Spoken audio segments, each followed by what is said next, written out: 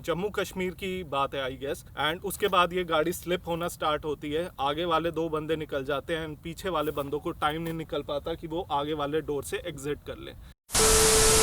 So welcome back to my channel guys, Travelophilia vlogs. So finally the day has come जब मैं आप लोगों के साथ शेयर करने वाला हूँ अपनी न्यू महिंद्रा थार का, अपनी वुल्कान का ओनरशिप एक्सपीरियंस। बहुत टाइम से प्लान आउट कर रहा था बट अनफॉर्चुनेटली किसी ना किसी रीज़न की वजह से नहीं बन पा रही थी video.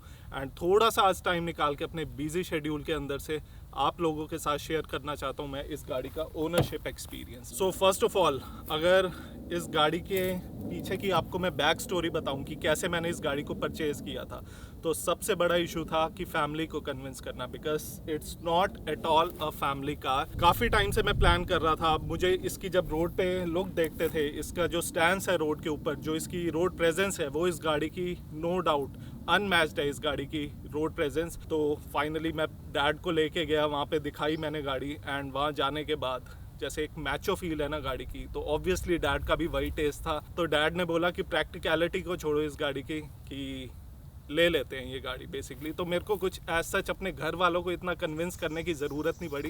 And second reason convince करने की ज़रूरत क्यों नहीं पड़ी, क्योंकि भाई ऑलरेडी मेरे पास 2 या 3 गाड़ियां हैं घर में जो फैमिली कार्स हैं। तो ये बस एक शौकिया तौर पे एक अपना शौक पूरा करने के लिए बेसिकली ये गाड़ी ली थी मैंने।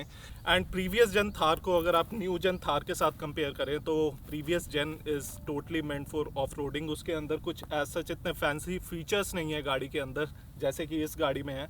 तो वो प्योरली ऑफ रोडिंग करने के लिए जो लोग जाते हैं, जिनको एक्सपेडिशंस करना पसंद है, तो वो प्योरली उनके लिए थी। बट दिस न्यू जन model is a game changer. इसे आप अर्बन एरिया में भी ड्राइव कर सकते हैं। एंड मोर ओवर इसके अंदर जो फंक्शनैलिटी है, फीचर्स वगैरह गाड़ी के अंदर जो ऐड कर दिए हैं, वो एक तरीके से इसे फुल पैकेज बना देता है गाड़ी का। तो गाइस अब बात करते हैं इस गाड़ी की प्रैक्टिकलिटी की।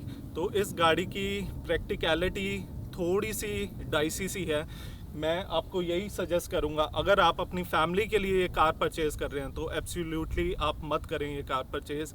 इसका 5 door version next year launch हो रहा है 2023 में, तो you can go for that. But 2 door के लिए आई वुड नॉट रिकमेंड कि आप परचेज़ करें ये वाली गाड़ी, बिकॉज इसके अंदर first of all boot space नहीं है गाड़ी के अंदर, बिल्कुल भी बूट स्पेस नहीं है। जस्ट आप एक छोटे carry bags, luggage, duffel bags वगैरह आप इसके अंदर डाल सकते हैं। अदरवाइज़ आप फुल साइज सूट केसेस वगैरह इसके अंदर कहीं फिट नहीं होते। ऑब्वियसली आप अगर फैमिली के साथ जा रहे हैं तो आपका जो लगेज वगैरह है वो इस गाड़ी के अंदर बूट में नहीं फिट होने वाला। सेकेंडली, अगर इसकी प्रैक्टिकलिटी की बात करें कि अगर आप ट्रिप पे जा रहे हैं, माउंटेन्स पे जा रहे हैं, ऑफ रोडिंग कर रहे हैं, तो बैक साइड पे निकलने के लिए इसमें फ्रंट से ही आपको गाड़ी में निकलना पड़ता है। तो उस सिचुएशंस में ये बहुत रिस्की हो जाता है। कई ऐसे मैंने इंसिडेंट्स भी देखे हैं जो कि थार से अपना ऑफ रोडिंग वगैरह स्नो के अंदर कर रहे थे। एंड जम्मू कश्मीर की बात है आई गेस। एंड उसके बाद ये गाड़ी स्लिप होना स्टार्ट होती है, आगे वाले दो बंदे निकल जाते हैं एंड पीछे वाले बंदों को टाइम नहीं निकल पाता कि वो आगे वाले डोर से एग्जिट कर लें। तो बहुत ही फेटल एक्सीडेंट था वो। You can go check it out on YouTube, कहीं पे भी मिल जाएगा आपको। तो उस पॉइंट ऑफ व्यू से मैं आपको यही बोलूँगा कि ये गाड़ी फैमिली के साथ टूरिंग के लिए बिल्कुल भी प्रैक्टिकल नहीं है। जस्ट ये है कि आप 2 बंदे आगे बैठ सकते हैं, बैक साइड पे आप अपना लगेज कैरी कर सकते हैं। तो ये तो बात हुई इसकी प्रैक्टिकलिटी की। So guys the next point comes whether it's worth the price tag of this car और नॉट। तो ये गाड़ी स्टार्ट होती है मोटा मोटी 16 लाख ऑन रोड प्राइस से स्टार्ट होती है here in Gurgaon and goes up to around 19 और 19.25 लैक्स। रिसेंटली इंक्रीज़ हुए प्राइस। जब मैंने ये परचेज़ की थी उस टाइम इसका डीजल का हार्ड टॉप ऑटोमेटिक वेरिएंट था 18 लैक्स का। बट ऑल्दो मेरे को कुछ एक्स्ट्रा करना पड़ा था तभी मेरे को ये गाड़ी मिल पाई थी। तो फ़िलहाल मैं आपको बताता हूँ कि इस गाड़ी की वर्थ है कि नहीं अपने प्राइस टैग के हिसाब से। तो गाइस बिल्कुल वर्थ है इस गाड़ी की, बिल्कुल वर्थ है। एंड रीज़न क्यों मैं बता रहा हूँ कि इस गाड़ी का जो स्टैंस है, आप नॉर्मली आप 50 लाख, 60 लाख, 1 करोड़ की गाड़ी में अगर आप घूम रहे हैं तो उसे मुड़ के लोग नहीं देखेंगे। एंड इस गाड़ी को ज़रूर मुड़ के देखेंगे। तो इस गाड़ी की एक जो रोड प्रेजेंस है ना, एंड रोड प्रेजेंस के साथ साथ तो ये गाड़ी कैपेबल है करने के लिए, ऑफ रोडिंग करने के लिए in any kind of terrains. तो it's totally worth. And company ने ये एज अ ब्लैंक कैनवस दे दिया आपको ये गाड़ी। आप इसमें जितना मर्जी मॉडिफिकेशंस करवाना चाहें, उसके लुक्स को और एनहांस करना चाहें। ऑब्वियसली मैंने भी इसमें अराउंड 3-3.5 लाख के आसपास रुपए लगा दिए हैं इसके मॉडिफिकेशंस में, तभी कुछ इस गाड़ी का स्टैंस बना है। ऑब्वियसली पहले भी था इस गाड़ी का स्टैंस, लेकिन अपने टेस्ट के हिसाब से मैंने इसको फ़िलहाल मॉडिफाई करवा रखा है। तो कंपनी ये एक तरीके से ब्लैंक कैनवस की तरह दे देती है आपको गाड़ी। आप जितना मर्जी, आप गाड़ी का जो प्राइस है उससे आप डबल ट्रिपल पैसा भी लगाना चाहें इस गाड़ी पे तो you are free to go. कोई रेस्ट्रिक्शंस नहीं है, कोई कुछ नहीं है, आप टोटली इस गाड़ी को मॉडिफाई करवा सकते हैं अपने टेस्ट के अकॉर्डिंगली। एंड मेरे हिसाब से इस प्राइस रेंज के अंदर एंड इतनी कैपेबल एंड इतने रोड प्रेजेंस के साथ और कोई गाड़ी मार्केट में नहीं है, तो it's totally worth the money. And अब तीसरा पॉइंट आता है इस गाड़ी की बिल्ड क्वालिटी। तो इस गाड़ी की build quality is seriously amazing. अगर आप इसको बाकी ब्रांड्स के साथ, Hyundai के साथ आप कंपेयर करें, मारुति सुजुकी के साथ कंपेयर करें, होंडा के साथ कंपेयर करें, तो टाटा एंड महिंद्रा का लोहा तो सबको पता है कि बहुत मजबूत है। एंड सीरियसली इस जगह पे जैसे मैं लेके आया हूँ इस गाड़ी को, ऑफ रोड करके आया हूँ, तो it's meant for tough terrains and बहुत ही अच्छी बिल्ड क्वालिटी है। एंड सीरियसली ये गाड़ी मेरे से 2-3 जगह पे लग भी गई है एंड इस पे हल्का सा यहाँ पे हल्का सा स्क्रैच आया था। अदरवाइज जो दूसरी गाड़ी थी जिस पे लगी थी भाई, उसकी तो ऐसी तैसी हो गई थी। Hyundai की गाड़ी थी i10। तो फिलहाल इस गाड़ी की अगर बिल्ड क्वालिटी की मैं बात करूं तो इट्स वेरी रगड एंड बहुत ही अच्छी मजबूत गाड़ी है। And more over it's 4 star rated. तो भाई क्रैश वगैरह कहीं होती है गाड़ी तो बहुत ही अच्छी प्रोटेक्शन प्रोवाइड करती है। भगवान ना करे ऐसा हो किसी के साथ, बट स्टिल अगर आपका रोड पे कहीं एक्सीडेंट हो जाता है तो at least you can be sure and you can be confident enough कि आपको उस हद तक डैमेज नहीं पहुंचेगा। सारा डैमेज ये गाड़ी उठा लेती है। तो फिलहाल बिल्ड क्वालिटी अगर इसकी देखी जाए तो वो कहने की बात ही नहीं है। Thar is meant for tough terrains, off roading and excellent build quality I would say. And fourth point अब आता है इस गाड़ी की फ्यूल इकोनॉमी। तो फ्यूल इकोनॉमी जो इस गाड़ी ने अभी तक मेरे को इन टोटल, मैंने स्पेसिफिकली कोई एक आधे रास्ते के ऊपर इसकी फ्यूल इकोनॉमी नहीं चेक करी, इन टोटल जो स्टार्टिंग से अब तक इस गाड़ी ने मेरे को दी है वो दी है माइलेज 13.8 किलोमीटर पर लीटर की। एंड जब हम लेह लद्दाख ट्रिप पे गए थे वहाँ पे अराउंड इसने 15 के आसपास की एवरेज निकाल दी थी गाड़ी ने।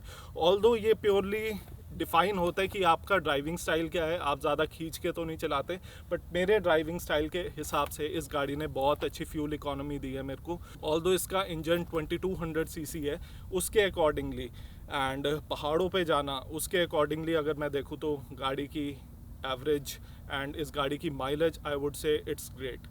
आप अगर पेट्रोल थार को कंसिडर करें तो उसके लिए मैं नहीं कह सकता, क्योंकि उससे बहुत कम मैंने सुना है कि लोगों को एवरेज आती है 7 किलोमीटर 8 किलोमीटर। तो उस हिसाब से अगर पेट्रोल को कंसिडर करें तो इट्स आई वुड से कि एक सफ़ेद हाथी पालने के बराबर है। एंड डीजल में देयर इज़ नो प्रॉब्लम, बहुत ही अच्छी फ्यूल इकोनॉमी निकाल के देती है ये गाड़ी। एंड अब अगर फिफ्थ पॉइंट इसका कंसिडर करें, मेरा सर्विस एंड इस गाड़ी को बाइंग एक्सपीरियंस अगर कंसिडर करें तो वो मैं आपको बताता हूँ। तो फर्स्ट ऑफ ऑल जब ये मैंने गाड़ी ली थी, ये DM महिंद्रा से ली थी, and buying experience I would say it's not up to the mark जैसा एक होना चाहिए। मैंने इससे कम रेंज की भी गाड़ियाँ ली हैं, 4 लाख की, 5 लाख की, 6 लाख की भी गाड़ियाँ ली हैं। एंड अगर बाइंग एक्सपीरियंस मेरा देखें तो निराशाजनक रहा है मेरा, बट कोई कंप्लेंट्स नहीं है क्योंकि भाई बुकिंग्स ही इतनी है इस गाड़ी की, उन अगलों के पास भी टाइम नहीं होता। तो फिलहाल यही मेरा इस गाड़ी का बाइंग एक्सपीरियंस था। एंड सर्विस एक्सपीरियंस को अगर कंसिडर करें तो वो बहुत ही अच्छा रहा है मेरा। मैंने ऑलरेडी ये गाड़ी 19,000 किलोमीटर्स के आसपास चला ली है, एंड उस हिसाब से अगर देखें तो मेरी ये गाड़ी 2 बार सर्विस हुई है, जो कि एक हुई थी 1000 किलोमीटर्स पे एंड सेकंड सर्विस हुई थी 10,000 किलोमीटर्स पे। तो जो मेरे को इश्यूज़ आए इस गाड़ी में, वैसे तो ऐसा चाहे नहीं, बट हल्के फुल्के इस गाड़ी में सेंसर्स, कभी लाइट्स जल जाना, कभी कुछ हो जाना, तो वो जो इश्यूज़ आए हैं मेरे वो एकदम अच्छे से रिजॉल्व किए गए हैं। तो सर्विस एक्सपीरियंस में अपना पर्सनली बोलूँ तो मेरा अच्छा रहा है ऑल इन ऑल। एंड बाकी गैंग ऑफ थार का मेंबर हूँ मैं, एंड गैंग ऑफ थार में काफ़ी लोग शेयर करते रहते हैं कि यहाँ से एक्सपीरियंस सही नहीं आया। सर्विस का बहुत सारी वीडियोस भी देखी हैं जो कि नेगेटिव हैं कि हाँ भाई सही से सर्विस नहीं करी, but it's totally up to कि आप कहाँ से सर्विस करवा रहे हैं। मे बी हो सकता है जहाँ से मैंने सर्विस करवाई हो वहाँ पे किसी और का एक्सपीरियंस अच्छा ना रहा हो, but as far as I am concern तो मेरा बहुत ही अच्छा एक्सपीरियंस रहा है, कोई इशू नहीं आया मेरे को अभी तक। एंड गाइज ऐसा नहीं है कि मैं इस गाड़ी की बस बढ़ाई करूँगा क्योंकि मेरे पास ये गाड़ी है, मैं बिल्कुल ऑनेस्ट आपको ट्रू इसका रिव्यू देने वाला हूँ। तो गाइज़ इसमें जो प्रॉब्लम्स हैं गाड़ी के अंदर वो पर्सनली मेरे को क्या लगती हैं कि इस गाड़ी के अंदर बॉडी रोल बहुत है। कि अगर आप किसी सेडान चला के आ रहे हैं या फिर नॉर्मल आप जो हाईवे पे चलाते हैं, ऑफ रोडर व्हीकल बेसिकली आप नहीं चला रहे पहले, एंड इस गाड़ी पे आते हैं तो सीरियसली आप बहुत ही अनकंफर्टेबल फील करने वाले हैं, क्योंकि ये car without any reason highway पे चलाएंगे झूलती रहेगी ये गाड़ी, तो बहुत ही अनकंफर्टेबल सा लगता है। लेकिन अगर आपकी एक बार झूलने की आदत पड़ गई तो फिर उसके बाद आपसे नॉर्मल गाड़ी में नहीं बैठा रहेगा, then you will seriously enjoy the ride of this vehicle. तो वो मेरे साथ हो चुका है। अब मैं अपनी दूसरी गाड़ी के अंदर बैठता हूँ तो मेरे को जब तक ये झूले नहीं आते ना गाड़ी के, तब तक ऐसे लगता है यार कुछ ना कुछ मिसिंग है। तो फिलहाल अब आदत पड़ गई है, ऑल्दो इट्स नेगेटिव, स्टेबिलिटी कम लगती है गाड़ी के अंदर हाईवे के ऊपर चलते हुए। 110-120 किलोमीटर्स के पार मैं इस गाड़ी को नहीं लेके गया, क्योंकि मेरे को कॉन्फिडेंस नहीं आ पाता सेडान के बाद ये वाली गाड़ी चलाने में। एंड सेकेंड चीज़ जो इसकी है कि इसकी जो विंडशील्ड है वो बिल्कुल स्ट्रेट है, तो एरोडायनेमिक नहीं है ये गाड़ी बिल्कुल भी। आप हाईवे पे चलाएंगे 110-120 पे चलाएंगे तो आपको serious amount of wind noise आने वाली है गाड़ी में, आपको ऐसे लगेगा कि आप शीशे खोल के चला रहे हैं। तो ये इसका दूसरा नेगेटिव पॉइंट है। एंड थर्ड इसका नेगेटिव पॉइंट ये है, जो इस गाड़ी की रूफ़ है वो बहुत ही नॉइज़ करती है, टक टक टक टक आवाज़ें आती हैं। जब आप ऑफ रोड करते हैं, गाड़ी में बॉडी रोल आता है तो उस टाइम कुछ ना कुछ अंदर साउंड आती रहती है गाड़ी की। तो ये एक इशू ऐसा है जिसके बारे में एग्जैक्टली मैं आपको बता नहीं सकता, क्योंकि कईयों की गाड़ी में नहीं है, बट मेरी पर्सनली इस गाड़ी में बोलूँ तो है। एंड ये चीज़ मैंने महिंद्रा में सर्विस सेंटर में चेक भी करवाई थी, उन्होंने बोला सॉर्ट आउट हो गया, एक आध दिन ठीक चली, वापस से आने लग गई वो चीज़। तो ये 2-3 इश्यूज़ हैं जो मेरे को इस गाड़ी से लगते हैं कि इसके अंदर बॉडी रोल बहुत है, विंड नॉइज़ बहुत है, एंड अंदर विंड नॉइज़ के अलावा जो एडिशनल रूफ़ की जो साउंड है वो भी बहुत इरिटेट करती है हाईवे पे ड्राइव करते हुए। गाइस, अब फाइनल वर्डिक्ट पे आता हूँ, whom is this car for, you should buy it or not।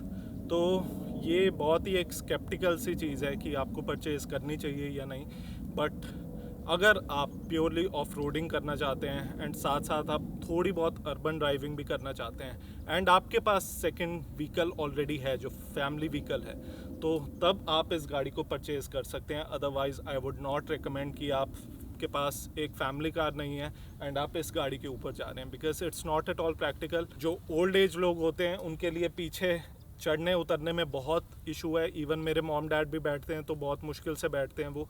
चढ़ना फिर भी इजी है, निकलना बहुत ही टफ हो जाता है। एंड सेकेंडली, अगर आप कहीं टूरिंग वगैरह करने के लिए जा रहे हैं तो आप इसके अंदर लगेज कैरी नहीं कर सकते। ऑब्वियसली आप रूफ टॉप के ऊपर कर सकते हैं, but that gives a kind of insecurity for your luggage. तो मेरे हिसाब से ये उस हिसाब से नहीं है। लेकिन अगर आप एक शौकिया तौर पे ये गाड़ी लेना चाहते हैं, ऑफ रोडिंग करना चाहते हैं एंड कभी कभार आप 2 लोग, मैक्सिमम 2 लोग और एक बच्चा अगर कहीं पे ट्रिप करना चाहते हैं, वो इस गाड़ी के अंदर कर सकते हैं। अदरवाइज़ आप फैमिली के हिसाब से अगर इस गाड़ी को कंसिडर करेंगे तो I would not recommend you guys to go for this vehicle.